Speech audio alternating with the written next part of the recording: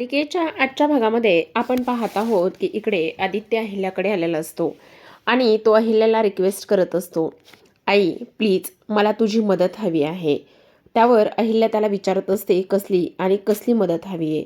तेव्हा तो म्हणत असतो, आई पारूने जी ऑर्डर घेतलेली आहे ना, त्या ऑर्डरमध्ये मेन आहे ते म्हणजेच की सुरणाची भाजी बनवायची.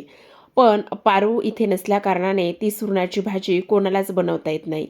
आई प्लीज नाही म्हणू नकोस ना, प्लीज चल ना भाजी बनवायला. त्यावर दिशा मध्येच पडते आणि म्हणत असते, ए तू काय डोक्यावर वगैरे पडला आहेस का? असं कसं वागू शकतोस? तू कोणाला बोलतोस की इकडे सुरणाची भाजी बनवायला चल म्हणून?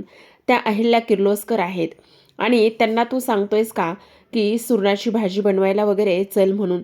तुझी हिंमत कशी झाली हे सगळं काही करण्याची? हे बघ, त्या कुठेही येणार नाही आहेत, समजलं तुला?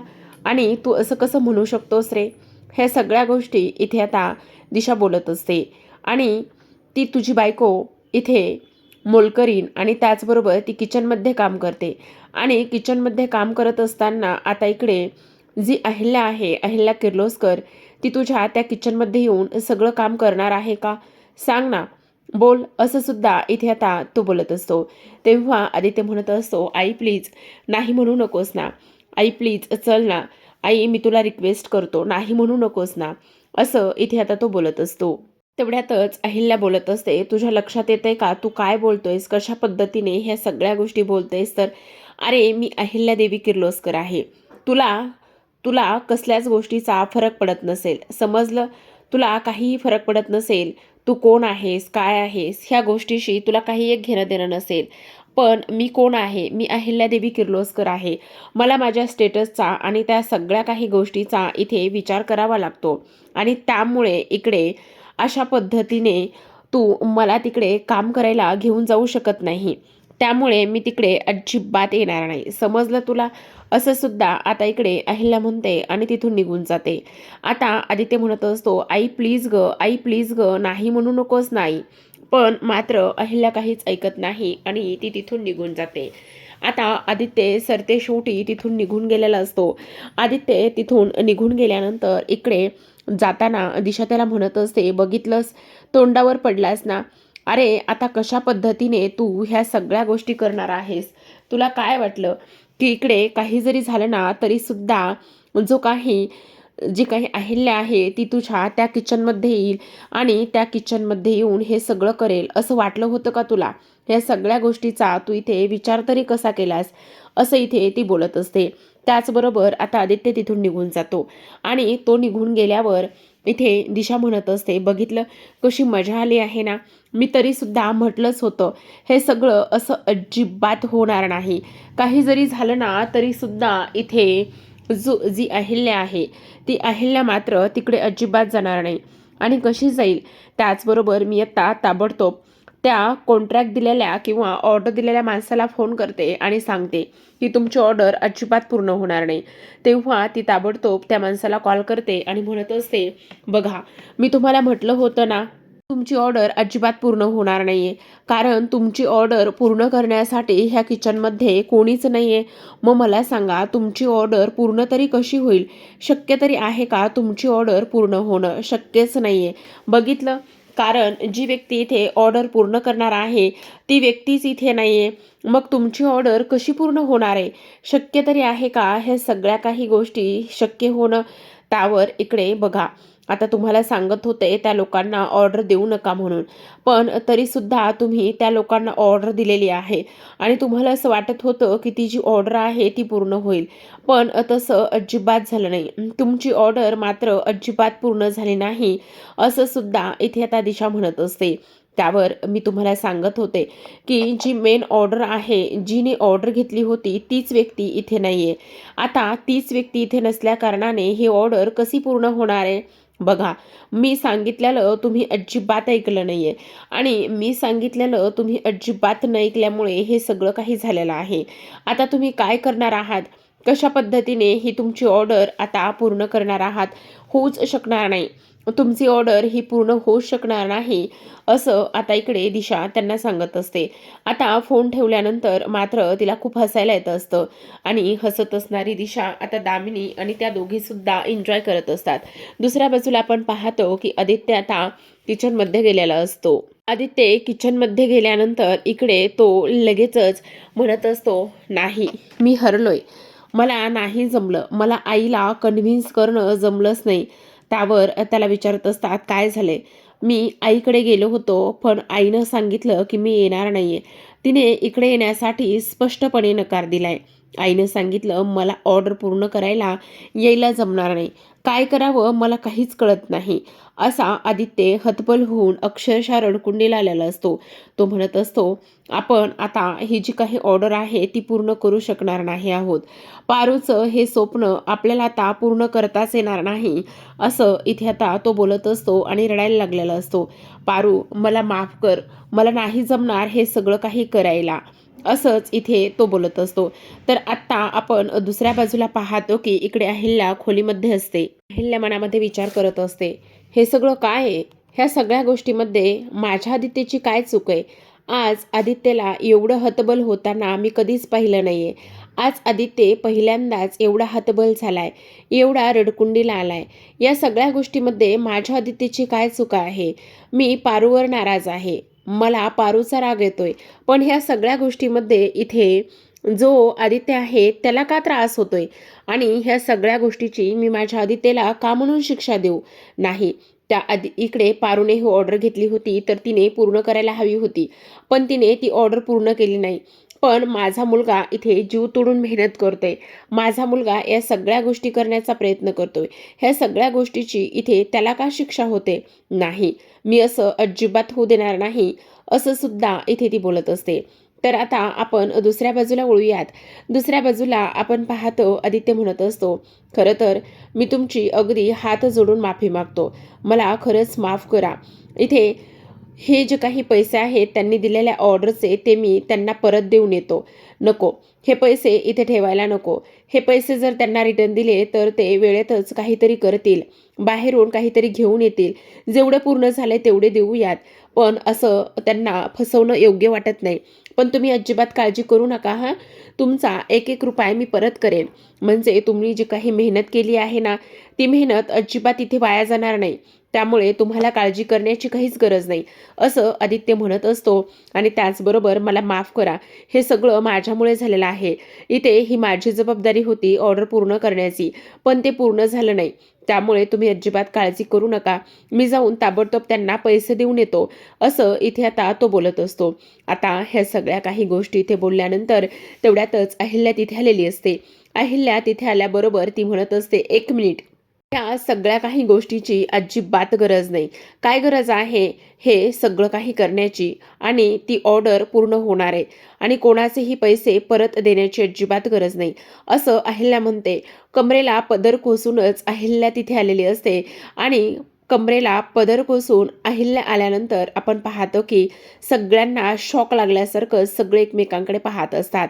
तेव्हा लगेच आता अहिल्या प्रियाला म्हणत असते, प्रिया, सुरण चिरायला घे.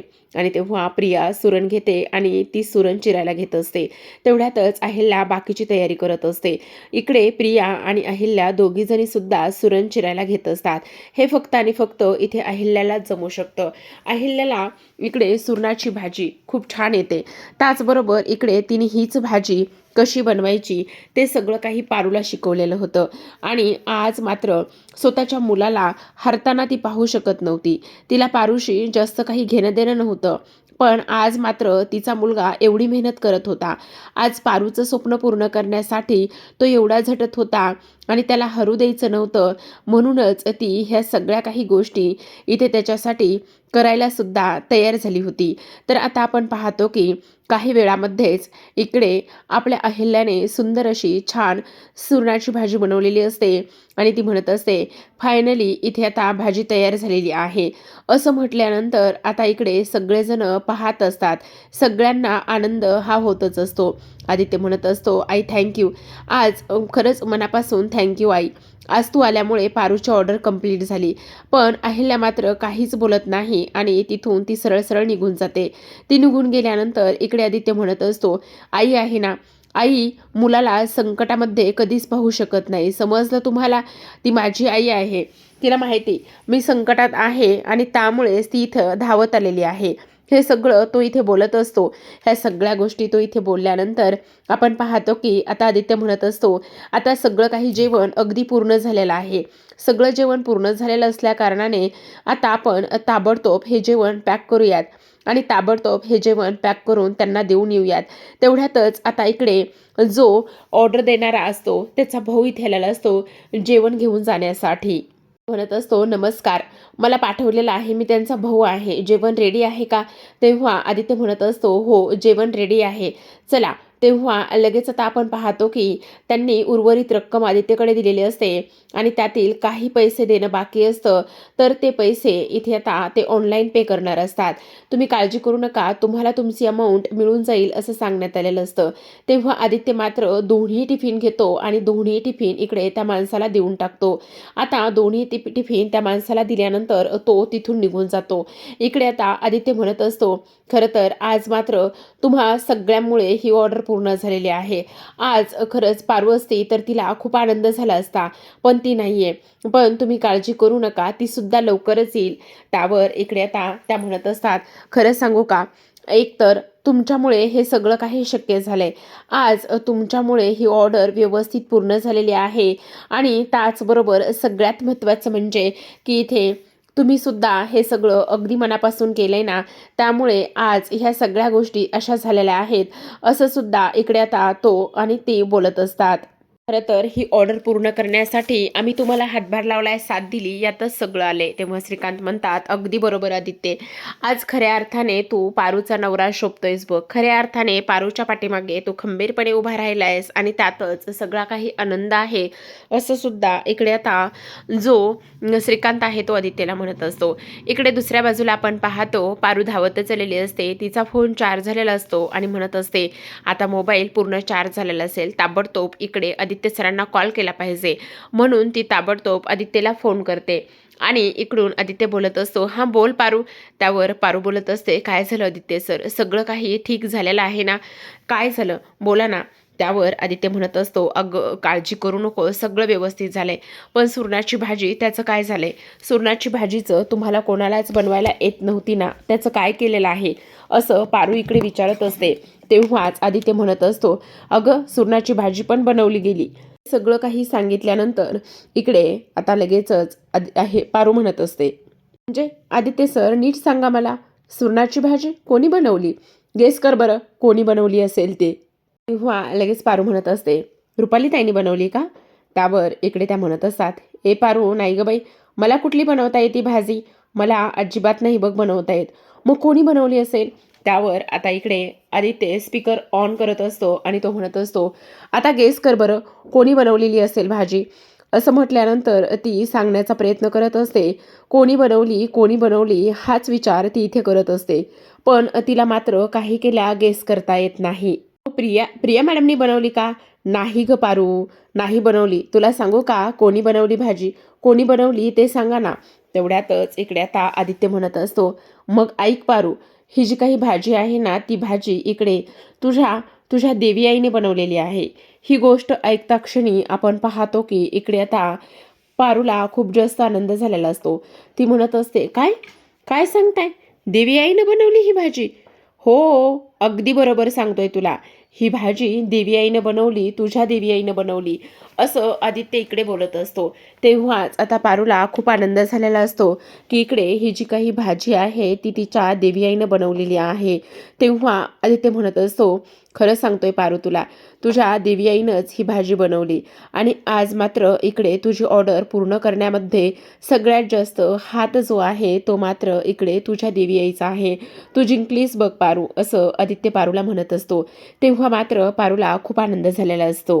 तर लगेचच आता रूपा, प्रिया आणि त्या हिंदी ज्या आहेत मावशी त्या सगळ्याजणी बोलत असतात.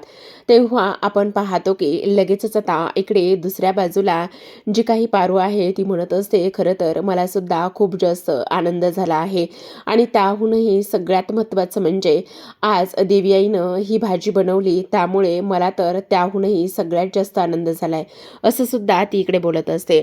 बरं तुम्ही अजिबात काळजी करू नका. तुम्हाला एक गोष्ट सांगू का, माझं सुद्धा प्रॅक्टिकल खूप छान गेलेलं आहे आणि मी सुद्धा आता तिकडे ताबडतोब येण्याचा प्रयत्न करते. तेव्हा सगळेजण म्हणत असतात की हो चालेल ना, तू आता पारू लवकरात लवकर इकडे ये. तुझी ह्या किचनला आणि ह्या सगळ्या गोष्टीला खूप जास्त गरज आहे. तेव्हाच पारू म्हणत असते, हो मी ताबडतोब लवकर उद्याच निघण्याचा प्रयत्न करते, असं पारू म्हणत असते. त्याचबरोबर आपण पाहतो प्रेक्षकांनो की इकडे आता प्रिया म्हणत असते, हो पारू ताबडतोब निघून ये, कारण आता किचन किचन तुझं आहे आणि लवकरात लवकर पुढच्या सगळ्या ऑर्डर तुलाच पूर्ण करायच्या आहेत. तर आता प्रेक्षकांनो इकडे दुसऱ्या दिवशी संध्याकाळची वेळ असते आणि जे आपले श्रीकांत आहेत ते त्यांच्या एका घराच्या बाजूलाच जी काही रिकामी जागा वगैरे आहे तिथे आलेले असतात. तिथे आल्यानंतर स्वतःच्या अंगातला जो कोट आहे तो काढून ठेवतात. स्वतःच्या अंगातला कोट काढून ठेवल्यानंतर आपण पाहतो की इकडे एक गाडी असते आणि गाडीवरचं जे काही कव्हर आहे ते कव्हर खूप जास्त धुळीने माखलेलं असतं.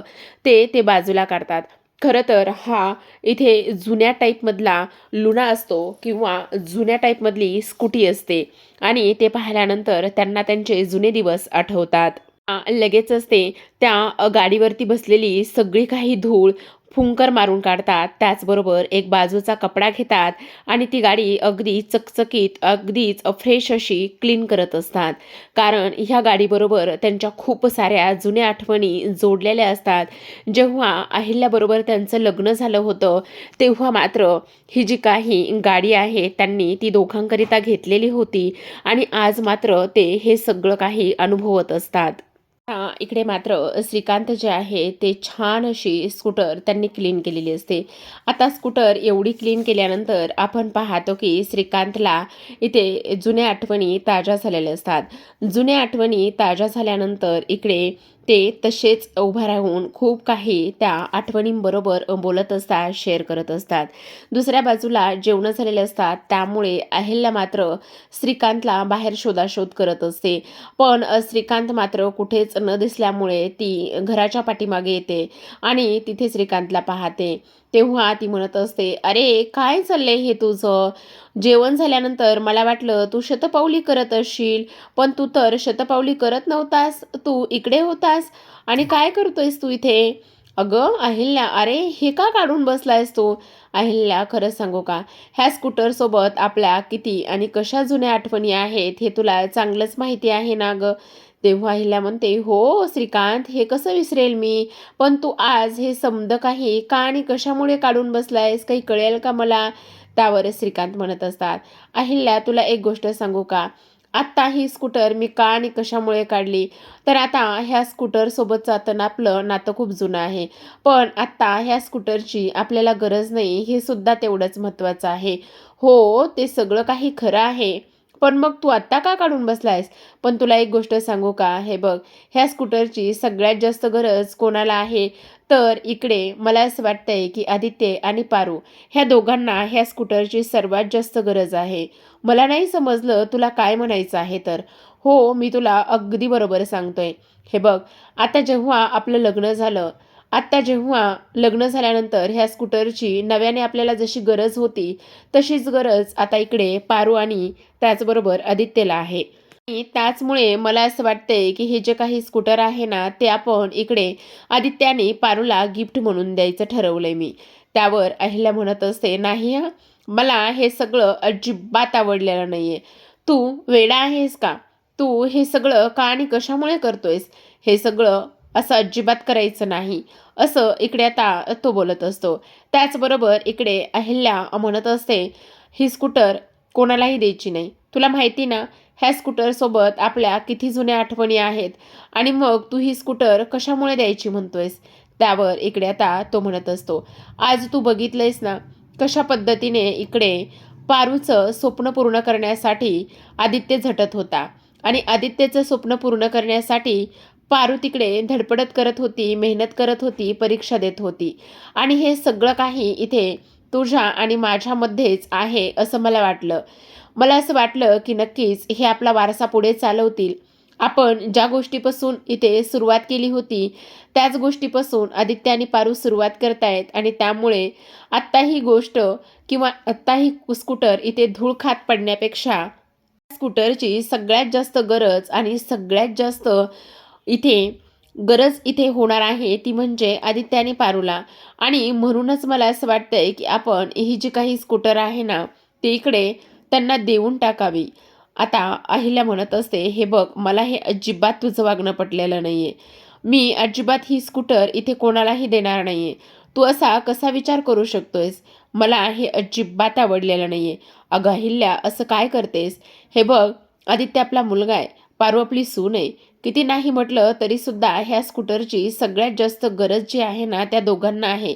प्लीज नाही म्हणू नकोस ना. पण अहिल्या म्हणते, नाही प्रीतम मला हा तुझा निर्णय अजिबात आवडलेला नाहीये. काही जरी झालं तरी सुद्धा ही स्कूटर मी त्यांना देऊ देणार नाही. असं म्हणून ती रागाने निघून जाते.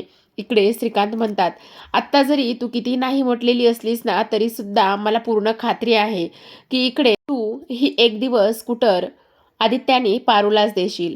आणि मला ह्याही गोष्टीची पूर्ण खात्री आहे की आदित्य आणि पारूशिवाय ह्या गोष्टी कुणीच व्यवस्थित सांभाळू शकत नाही. आज आपल्याप्रमाणेच इकडे पारू आणि आदित्यसुद्धा त्यांचा संसार सुखाने आणि आनंदाने करतील ह्या गोष्टी मात्र मला पूर्ण खात्री आहे. आणि एक दिवस तुलासुद्धा त्या सगळ्या गोष्टीची खात्री पटेल असं सुद्धा श्रीकांत इथे म्हणत असतात. आणि त्यांनी तर हे ठरवलेलंच असतं की काही जरी झालं तरीसुद्धा ही स्कूटर आता मी आदित्य आणि पारूलाच देणार आहे. तर प्रेक्षकांनो अशाच नवनवीन डेली मालिकांचे अपडेट्स आणि रिव्ह्यू जाणून घ्यायचे असतील, पाहायचे असतील तर नक्की चॅनलला सबस्क्राईब करा. भेटूयात उद्याच्या भागामध्ये. तोपर्यंत पाहत रहा पारू.